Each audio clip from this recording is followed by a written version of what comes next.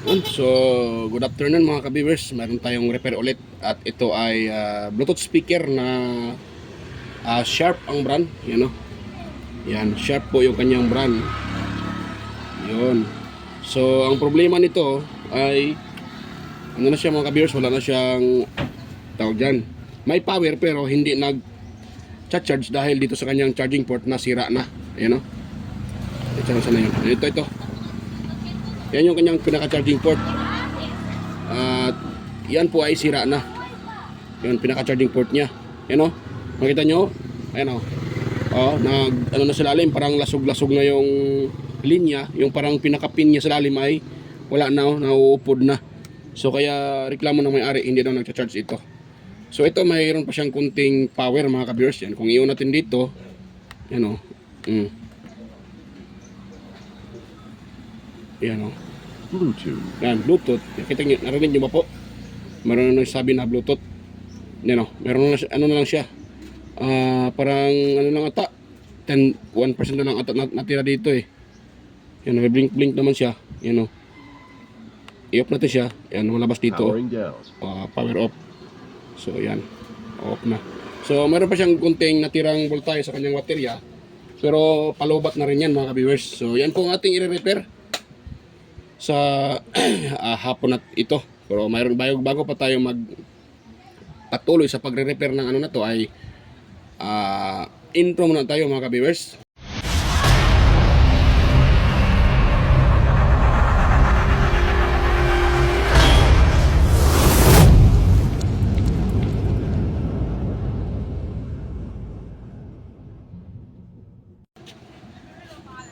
So yun. So yan, una natin gawin dito. Dahil confirm naman talaga nasira na yung kanyang ano. Yan, hindi ko na ito ititest dahil yun na naman talaga klaro naman talaga nasira na. So tatanggalin ko na lang ito at hanapan ko ng paraan. So ang pagtanggal nito ay hindi basta-basta mga kabiyers. Pag ganitong klaseng Bluetooth speaker, lalo na pag kayo ay hindi nyo kabisado. So medyo ano siya. So madali lang naman kung alam mo. Pero hindi ka pa nakapag-repair, hindi mo pa alam ito. So medyo mahirapan ka. So una pa natin gawin dito ay ito, atin muna itong tatanggalin. Yan. Para kung sakaling kalasin natin ay hindi tayo mahirapan. Ito. Yan. Tabi lang natin to. Bukan natin yung mamaya. So ngayon, next natin gawin kasi po kailangan natin ng pangsikwat dito. Ito. Dahil kung nakita nyo, wala siyang walang tornilyo. You know? Walang tornilyuhan. So ito yung pinaka-stand niya. Ito naman yung taas. So wala tayong makita na tornilyo. So ang tornilyo dyan ay nasa ilalim. So ito babaklasin natin ito mga ka-viewers. So ito lang gagamitin ko. Yung flat screw. Pang sikwat dito. Yan o. Wait lang ha. Yun. Pag na-open na yan, ganun siya mga ka-viewers. Yan, kunting angat lang. Kunting angat lang. Huwag niyong pilitin. Baka yan po ay masibak yung lock yan. So mahirapan tayo dyan. Ito naman. Kunting angat lang din. Yan o. So medyo masalimuot ito dahil mga daming screw. Kaya pag ganito medyo mataas-taas konti yung singil ko pag ganitong klaseng speaker mga ka-viewers na branded. Dahil marami na akong nare-repair na ganitong mga speaker dito sa shop ko. Ganito po ba? Mostly yung mga JBL, yung mga magandang speaker. Yung Sony na ganito. Yung medyo malaki, mayroon din. So, kaiba-iba. Yan. Saka, dito mga kabis, diba, tuklap na ito. Ito, natuklap na, diba? So, dito din tayo sa likuran, banda. Ayan, tuklapin din natin para, ayun, mayroon na parang ano nito, yun, Ayan, mayroon nang nag-repair pala nito, mga ka-viewers. Ibig sabihin, may naka-repair na nito. Ayun, ayun pala, nilagyan ng para nilagyan ng shoe glue ata para mag-grip talaga siya. Ayun. Dahil para hindi gagalaw-galaw. So tatanggalin natin to. Tatanggal na. So lagyan natin yung lagayan. Dito naman tayo. So ito yung pinaka-speaker niya. So wala dyan ang problema. Dito tayo mag-focus sa ito sa kanyang charging port. Ang dating ang gagawin ko dyan ay maglalagay naman ako ng charging port na type C para maganda yung kanyang pagcha-charge at kahit balik-balik ta rin, magcha-charge pa rin. Yan yung kaibahan sa Type-C mga ka-viewers. Babalik ta rin mo man, magcha-charge pa rin siya. Paano masabi? So medyo mahirap to dito Yun. Yan. Dandahan lang dahil pag ito ay nabigla mo, mababali yung lock or mabali yung lock, patay tayo dito. Yan yung lock niya Pag yan po ay nabali, ito mga lock na to, wala na. Di na di na maglalak yan, so mahirapan tayo diyan. Yun. So, ito yung kanyang pinaka-rubber. Ito yung nagba-bounce ito para maging maganda yung kanyang tunog sa ilalim. So wala tayo diyan, dito tayo. So nakita niyo mga screw hindi na natin ito babaklasin. Try muna natin hindi ito babaklasin, ito lang babaklasin natin. Kung sakaling mahirapan tayo dahil sa ilalim yung wire nito, so pwede nating paluapan ng baklas dito. Pero dahil dito naman talaga yung problema sa may so dito muna tayo magbabaklas. Yan yung mga screw mga kaberso. Isa, dalawa, tatlo, yung maliit 4, 5, yun, 6, 7, 8, at saka saan pa yun dito. Basta yun yung mabaklasin natin. Ito. Pala? Ito lang pala ito. Yung malalaki hindi na yan. Kasi po, ito lang maliliit. Dahil dito yan dito nakakunik. So babaklasin natin. Ayan.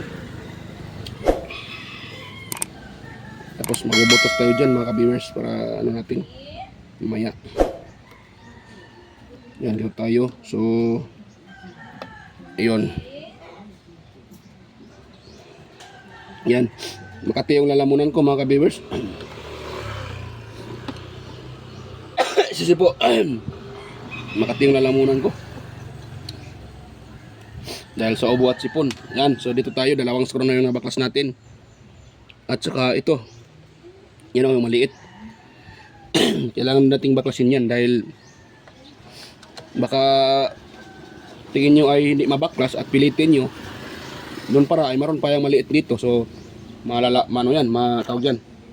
Baka mag-crack or mapuwersa nyo. So masisira yung yan. So kailangan nating baklasin din yan para pag mamaya ay hinatak natin yan, smooth yung paghatak natin. Walang ayan gano'n So walang matatamaan o walang masisira. So dito naman tayo. Yun, meron pa dito mga kaberso. Lock. Ito. Medyo dahan-dahan lang din pag nito mga kaberso. Huwag niyong biglain. Dahil mababali yan talaga pag nabiglain yung sipatin yung maigi. Tanggal lahat yung lock. Yung screw pala. Yan.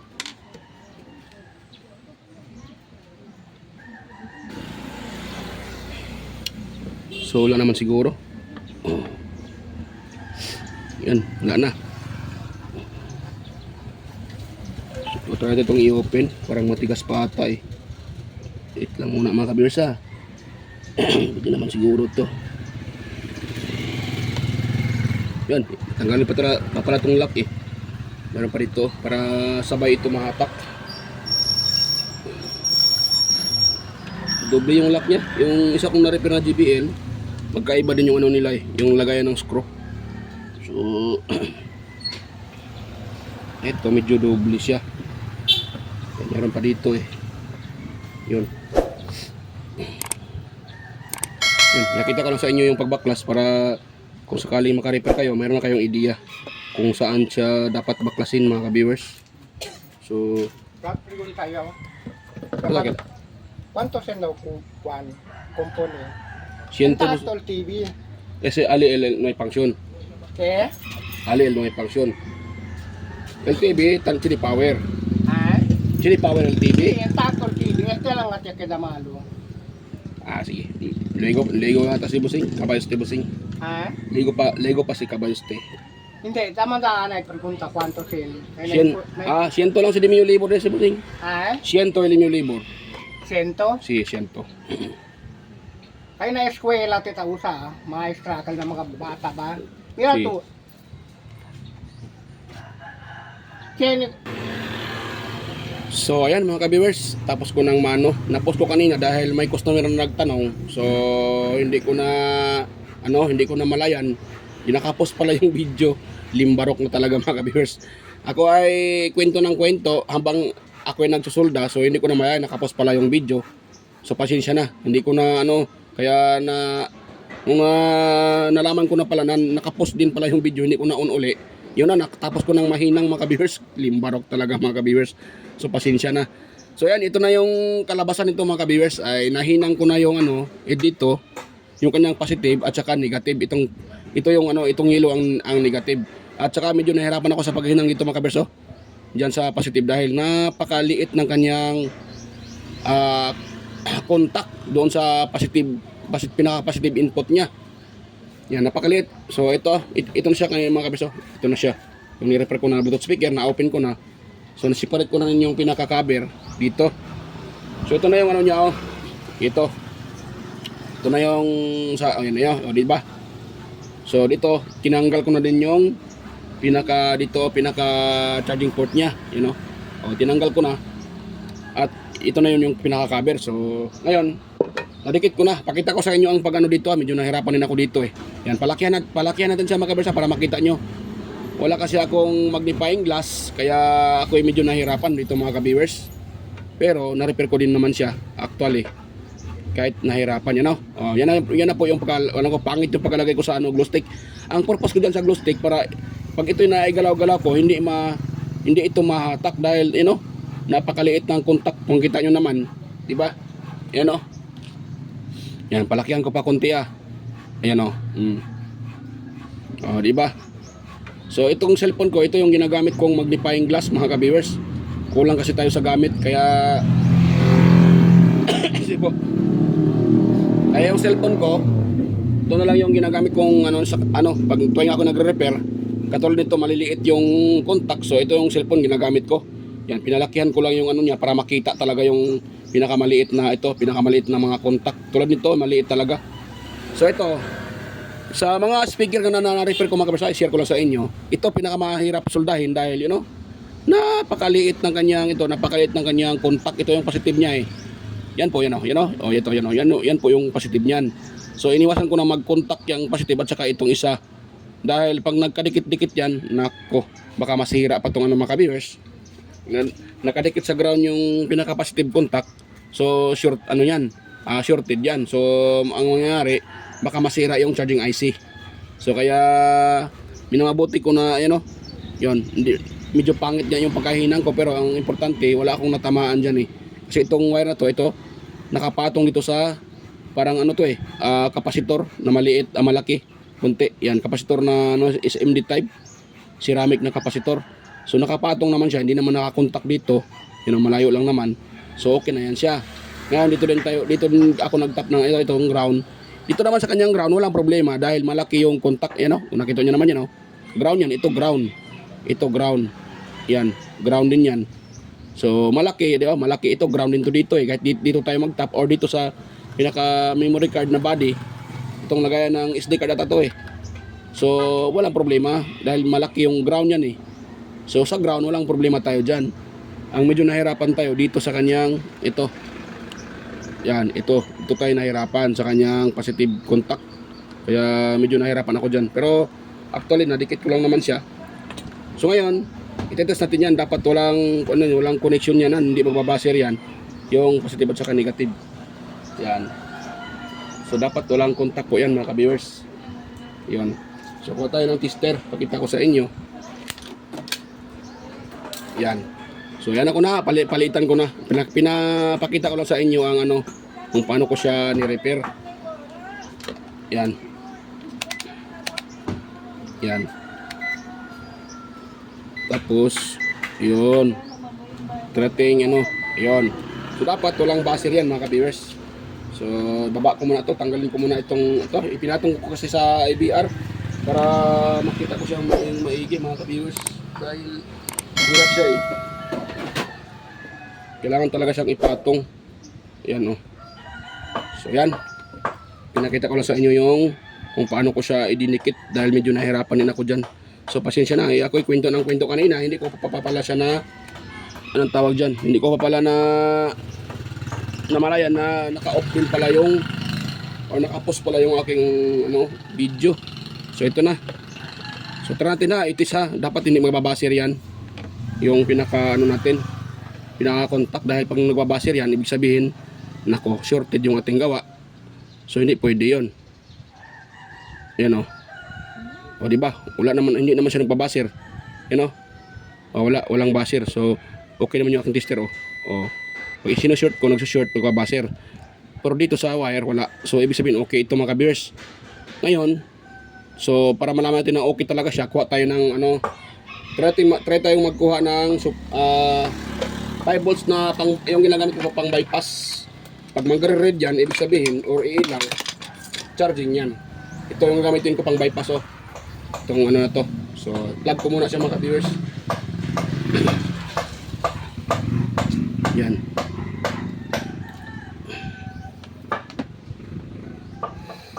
Yun, so dito try na, meron itong 5 volts. Wait pa lang, hindi ko na-set sa 5 volts.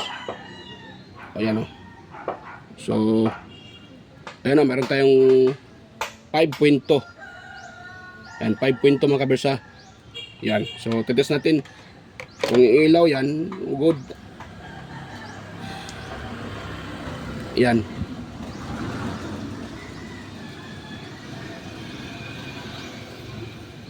Yun lang, pakita ko muna yung kung umiilaw ba yun.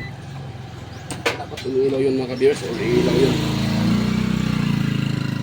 Hirap nito hirap siya mga ka-viewers saan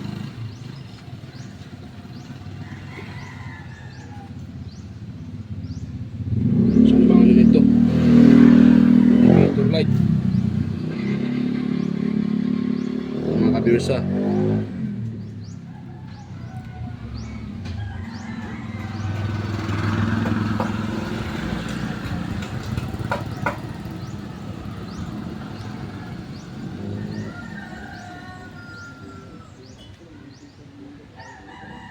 kung saan ano nito mga ka-viewers.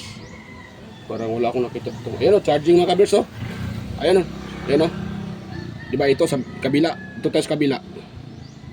Ayan charging siya mga ka-viewers. Umiilaw yung charging indicator. Wait lang, layo ko na baka magdidikit yung wire. Ayan diba diba gumana siya mga ka-viewers, nagka-charge. Ayan para yan gumagalaw-galaw yung ilaw. So ibig sabihin charging yan.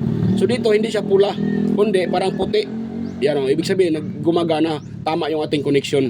So wala tayong na-short na iba. So good.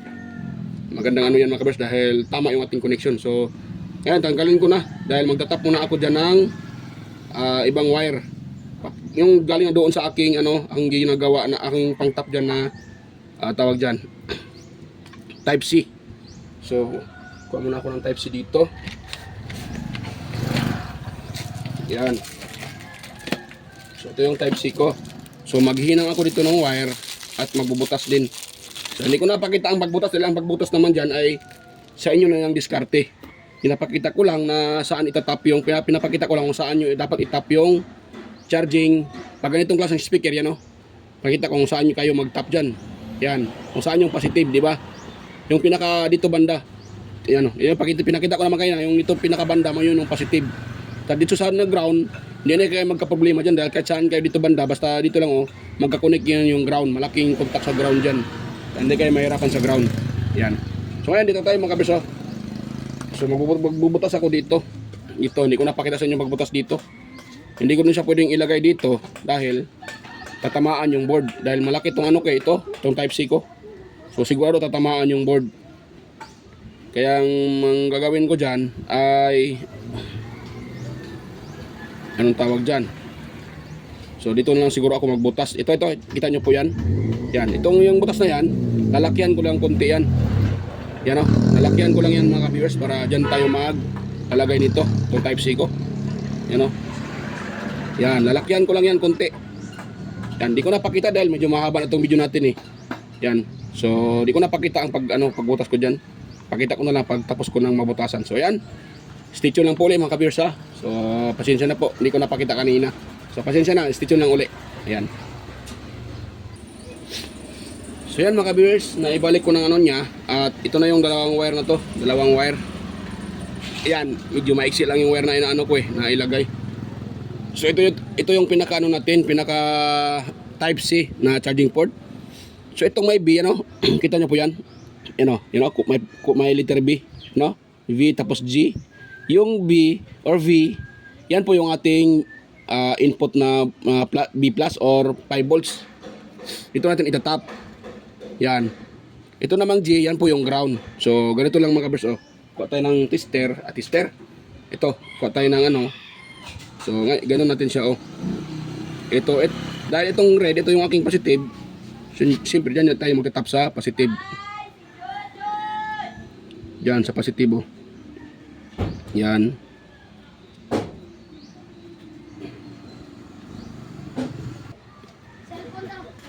So tap tayo dito mga kabir sa kulay red. Yan. Tap tayo dito sa dito. Yan. Yan yung positive natin. Tap natin dyan. Tapos ito naman tayo sa negative. Yan. Ito sa ground or ground negative. Ito. So medyo maiksi yung wire na ilagay ko. Pero okay lang yan. Naabot naman siya. Yan. Kita naman siguro yung ginagawa ko. So pwede na yan siguro. Mga ka-viewers. Yan. So pakita ko sa inyo, ha. Yan. Tapos maglagay tayo dyan ng excuse po. Lagay tayo ng glue para hindi ma-attack yan. Ayan, oh. Yan yung ating connection. Diba? Yan. Tapos kuha tayo ng ano. Hanapin ko muna yung aking shoe glue kapon or yung aking glue. Or ano ba yun? Hanapin ko muna yun. Yun ang gagamitin pa natin. Pwede pa ata yun, eh. Nakalimutan ko naman kung saan ko nailagay yun. Wait lang mga kabers, ha. So yan mga kabers, okay na po yung ano. Yan, okay na po yung aking nalagyan ko na siya ng ano. Yan, oh. Na-connect na natin, diba? Nakita nyo naman. So ngayon, bago natin idikit ito, dahil lagyan ko ito ng ano, ito yung gagamitin kong ano, pangdikit dyan. Yan, so bago yan, test natin kung ito ay magcha-charge pa mga kabers. Yan. So, salpakan natin. Maganda kasi itong type C dahil babaliskatin mo, magcha-charge pa rin siya, you know, diba? O, papasok pa rin siya. Di katulad nung itong original niya na micro ito. Yan, micro USB type. Pangit to, eh. Pag nabaliskat mo sa mali yung pagkatusok mo, yan masisira siya at madali lang sirain talaga itong ganitong klaseng ano, charging port. So yan. Dahil nakatap na tayo dito, tingnan natin doon sa kanyang bandang ano, kabila dito. Ayun. Oh. Nagcha-charge siya mga ka-viewers. So success yung gawa natin. Nagcha-charge siya. So yun. So ito ay idikit ko muna mga ka-viewers, ha. Ito. Idikit ko muna dito, pasok ko diyan, tapos idikit ko siya. So pakita ko na sa inyo kung paano. Yan. Ito pagpatak dito patakan nyo yung dito banda ng ano. Yung dito. Yan, patakan nyo dyan. Ipalakita dito. Yan, patakan dyan. Yun. Tapos dito sa kabila, patakan din natin. Ito. Para yan po ay tawag dyan. Para pag malapat yan dito sa kanyang pinakaano, plastic. Dito, malapat yan dyan. Dito patakan din natin. Tsaka dito. Yan, para didikit yan siya mga ka-viewers. Yun, kitang-kita ba yung ginagawa ko? Kita pala. Yan. So, mintas hindi pa matigas, pasok na natin yan. Nung hindi pa siya titigas, yan po ay tumigas na. Mahirap na, hindi na yan magagalaw. Yun. Yun, diinan nyo lang ng konti. Yan, oh. Maganda na yung pagkaano niya, mga ka-viewers. Yun. Ayun, oh. Ganyan yung kanyang plastadan mga ka-viewers. Yun, diba? So, okay, naano ko ata dito. It lang, ha. Ito yung wire niya pala. So, pati dito, lagyan na rin natin. Hindi naman siguro tumatak dahil nilagyan ko ng ano, lagyan ko ng yun, glue stick yung pinaka-ano niya, pinaka-positive. Kung gagalaw-galaw man siya, hindi siya mahatak mga ka-viewers. Pwede na yan mga ka-viewers. Yan. Didikit na yan siya. At hindi na yan mahahatak.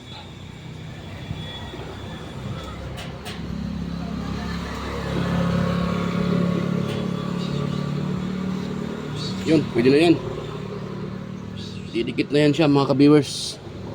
Pwede na yan. Ito natin muna ang patuyuin para pwede bro. Hindi pwede. Tana lang. Ito lang yung ano niya mga ka-viewers. So pag ganun siya, pag ganun. Yun. So tumama ata yung anong wire eh. Wait lang ha. Yun. Sa wakas ano din siya. So yan. Akin mo na itong i-assemble mga kabers ha. At balikan ko lang kayo pag ito in-assemble ko na. Yan. So ayan mga kabers, tapos ko nang ma-sit up at tapos ko na rin ma-sit up. Tapos ko nang ma-assemble yung ano, speaker na to na Sharp. At yung brand Sharp ay Sharp powered by OnQ. Yan, powered by OnQ. Maganda tong speaker na to mga kabers. So yan, titesting natin siya. At siyang salpakan dito sa aking ginagawang charging port sa kanya. So ito, salpakan natin siya mga ka-viewers. Ayun. Tapos, sisipatin natin dito kung nagcha-charge. Ayun o. O, diba? Nagcha-charge siya mga ka-viewers. So, success yung repair natin. Hindi tayo pinahirapan dito. Ang mahirap lang yung pagkalas sa mga screw dahil napakadaming screw niya. At itong kanyang body. So, pero as usual, okay naman siya. At na-repair din natin. So, okay siya mga ka-viewers. Ngayon, dahil naka-plug yan, nakita nyo naman oh. Gumagana, di ba? So, try natin siyang i-open sa kanyang ito. Ayan oh. Ayan. Ayan oh. Ayan. Ayan oh, Bluetooth. Diba? Opo siya uli. Hindi ko kasi ito ma-connect dahil wala akong isang cellphone. Wala akong ma-tryan pero okay naman siya. Ayan oh. Powering down. Power and off. Tapos on ko siya uli. May magsasalita siya. Yung ano. You know. Wala. Bluetooth. Bluetooth. Yeah, Bluetooth daw, Bluetooth. Tapos off ko siya uli. You know. Powering down. Power no. Tapos on uli. Yan. Bluetooth. Bluetooth daw, Bluetooth. So okay na, mga ka-viewers. Ano, success na. So okay na to. Sila na magpasang sa to. Wala kasi akong pang ano dito eh. Wala akong pang ano to, pang testing. Yan oh, wala. Wala di siyang ano, USB. Kung may USB sana, salpakan ko sana ng USB. Wala siyang USB auxiliary at saka memory card lang. So wala siyang USB mga ka-viewers oh. Wala. Walang USB. Yan oh. Naka-power na siya. So yan, hanggang dito lang mga kabers. At gumana naman siya, nagcha-charge naman oh. Nakita nyo? Charging. Yan. So off na natin siya. Yan. Powering down. Powering off siya. So nakita nyo, nagcha-charge naman siya. So yan, hanggang dito lang po yung ating video. At kung mayroon man kayong kung mayroon kayong nakuhang idea sa aking isineshare kung paano ito salpakan ng charging port at paano siya kalasin. Yan, dahil medyo may kahirapan din konti na baklasin. So kung mayroon kayong nakuhang napulot na idea, so kunting hiling lang mga kabers, sana huwag niyong kalimutang i-subscribe yung aking channel at i-like yung ating video kung inyong nagustuhan. Ayan, at higit sa lahat, huwag niyo rin kalimutang i-share sa iba para makatulong tayo. At kunting hiling lang din mga kabers, sana huwag niyong i-exit yung mga video. Yung mga video na yung mga ads na lumalabas sa aking video. Ay, ako nabubulol pa. So sana wag yung mga kabers, yung mga ads na lumalabas dahil yan po ay malaking tulong rin sa akin bilang isang maliit na content creator. So ayan, bye-bye po mga kabers at bye-bye po at kita tayo ulit sa aking next na mga uploads. Ayan, bye-bye ulit. Yan, bye-bye mga kabers.